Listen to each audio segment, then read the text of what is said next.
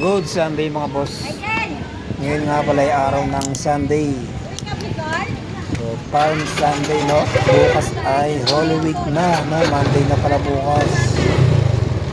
Tayo pala ay nandito sa City of Biñan, Laguna. So, galing tayong trabaho, no? Pero dumaan muna tayo dito sa ating mga kaibigan.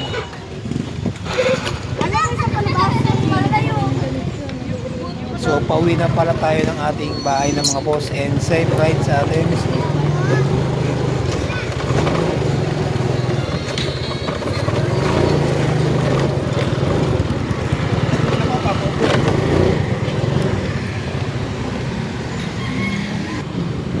Ang mahal ng gasolina ngayon, no, mga boss. So, lalo na ang diesel. So, kailan lang, no, nagbigay ng ayuda ang ating government ng 5,000 sa mga kapwa natin driver, lalo na sa mga jeepney driver and tricycle at mga delivery rider. Bakit nga pala tayo ay wala, no? Kasi hindi naman tayo delivery rider, pero tayo ay nagbabayad ng tax. Pero lahat naman tayo, no, apektado sa krisis ng gera sa gitnang silangan at pagtaas ng krudo at gasolina.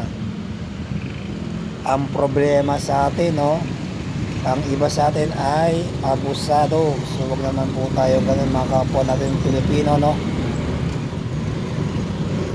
Narinig ko kasi, no, at nakita sa isang news, dapat daw kada linggo ay meron silang 5,000. So grabe naman.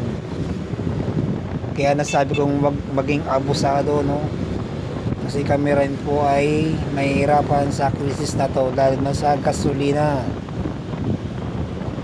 Kami po ay nagtatrabaho rin at naghahanap buhay, lalo na yung ating mananakay at nagko-commute at walang increase sa sweldo.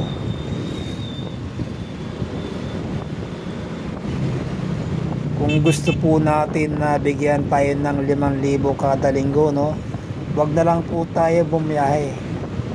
Kasi katamaran na po yun, no, yung inaasal natin ng ganon, no, kada linggo.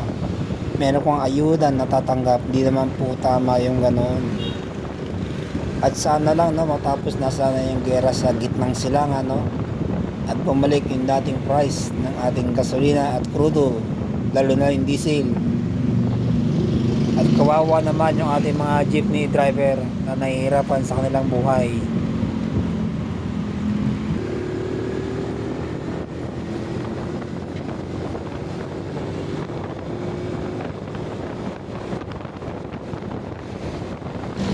Napakaganda ng sikat ng araw ng mga boss. So 4:30 na ng hapon, no, araw ng Sunday. So bukas ay Holy Week na.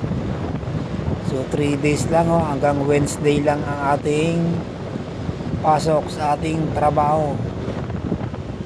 At napakalinis ng kalsadang na to, no, at walang masyadong biyahe. Kasi nga sobrang taas ng gasolina at diesel. Ang iba, no, nagko-commute na lang at di na dinadala ang kanilang sasakyan. Hanggang dito lang po pala muna ang ating video, no. So ito nga pala ulit si Boss Matic Moto. So ingat po tayong palagi. At sa mga kapwa natin riders, ganoon na rin sa ating mga jeepney driver na maiinitin ang ulo, lalo na ngayong summer.